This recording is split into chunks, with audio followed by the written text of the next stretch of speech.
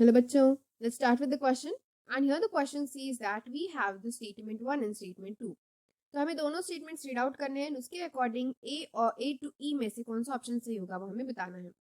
तो स्टेटमेंट 1 में क्या कहा गया है, दैट इज की N2H4 जो मॉलिक्यूल है, that any one an atom can coordinate with central cation in a coordination compound.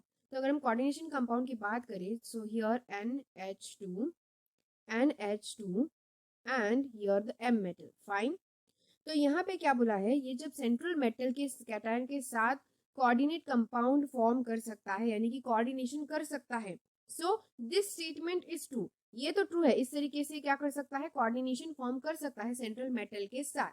So that's a true statement, so here we write it is a true. Next that is की N2H4 जो ये molecule है, that can also act as an ambidentate ligand. तो ये wrong है, वो एक एम्बिडिएंट ligand की तरह नहीं। तो N2H4 जो है वो एक मोनोडेंटेट लिगैंड है। क्या है, that is a monodentate ligand.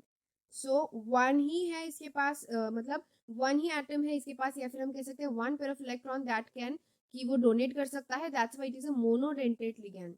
So here we will write it is a monodentate ligand, not की एम्बिडेंट। सो दैट्स व्हाई ये सेकंड स्टेटमेंट जो है वो कैसा है, फॉल्स स्टेटमेंट है।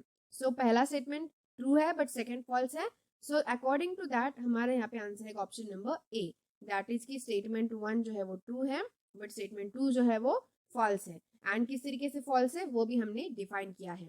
So I hope you got the statements here clear. So thank you and all the best.